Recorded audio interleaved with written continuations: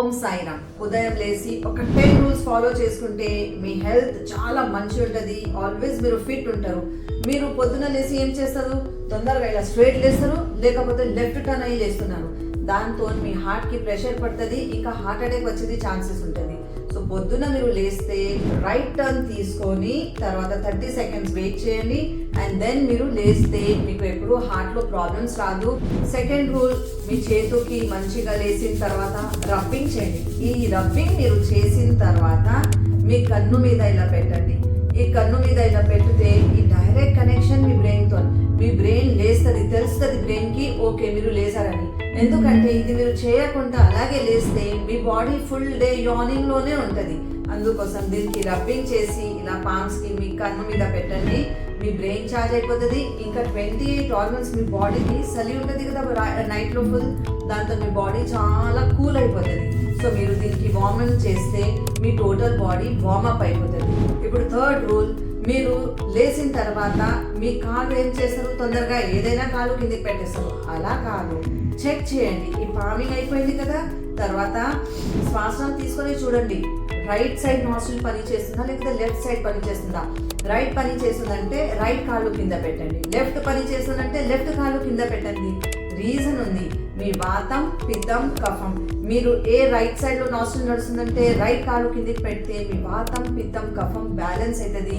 ఇంకా మీకు full day vomiting, nausea sensation, BP ఏం ఉండదు. ఫోర్త్ రూల్, మీరు వాష్రూమ్కి వెళ్తారు, వెళ్ళిన తర్వాత ఏం చేస్తారు? తొందరగా ఫేస్ వాష్ చేసుకుంటున్నారు. అలా కాదు, మౌత్లో కొంచెం వాటర్ పెట్టి ఇలా చేసి ఈ కన్ను పెద్ద చేసి తర్వాత మీరు కన్నుకి మంచిగా వాష్ చేస్తే అంత టాక్సిన్స్ క్లియర్ అయిపోతే మీకు ఎప్పుడు నంబర్ పెరగదు. మీకు విజన్, చష్మా, గ్లాసెస్ ఎప్పుడు రాదు. ఫిఫ్త్ రూల్, మీరు ఫేస్ వాష్, కన్ను వాష్ చేసుకున్నారు కదా, ఫేస్ వాష్ చేసుకున్నారు, మంచిగా క్లీన్ చేసిన తర్వాత 1.25 లీటర్ మంచిగా కింద కూర్చొని సిప్ తాగితే మీ సిస్టమ్ మంచిగా, కడుపు మంచిగా క్లీన్ అయిపోతుంది, టాక్సిన్స్ అంతా రిలీజ్ అయిపోతుంది. సిక్స్త్ రూల్, మీ బాడీకి మంచిగా స్ట్రెచ్ చేయండి. మీ మజిల్స్, మీ నర్వ్స్, ఇంకా మీ బోన్స్ అన్నీ రిలాక్స్ అయిపోతుంది.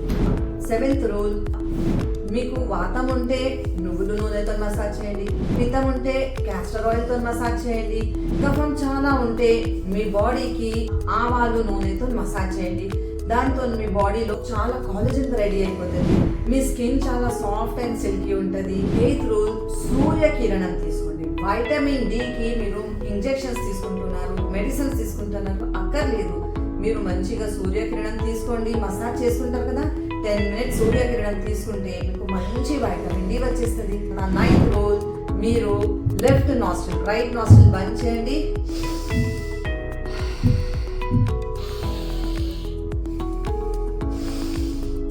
ఇలా లెఫ్ట్ తో ఫస్ట్ స్టార్ట్ చేయండి. Breathe in, then breathe out from right, then breathe in right తో, దెన్ లెఫ్ట్ తో బ్రీత్ అవుట్. ఇలా 8 to 10 times చేస్తే మీ బ్రెయిన్ లో ఆక్సిజన్ పోతే మీకు ఎప్పుడు బ్రెయిన్ లో ఏం సమస్యలు రావు. 10th రూల్ చెప్తాను. మీరు స్నానం కోసం వెళ్తారు కదా, ఏం చేస్తారు? షవర్ ఆన్ చేసేస్తారు, సబ్బు ఎక్కువ పెట్టేస్తున్నారు, ఇంకా స్నానం చేస్తున్నారు. అలా కాదు, సబ్బు ఎంత తక్కువ పెడితే అంత మంచిది. కానీ మసాజ్ ఎక్కువ చేయండి. మసాజ్ చేస్తే మీ అన్ని నర్వస్ సిస్టమ్ యాక్టివ్ అయిపోతుంది, మీ ఫుల్ బాడీ యాక్టివ్ ఉంటుంది హోల్ డే.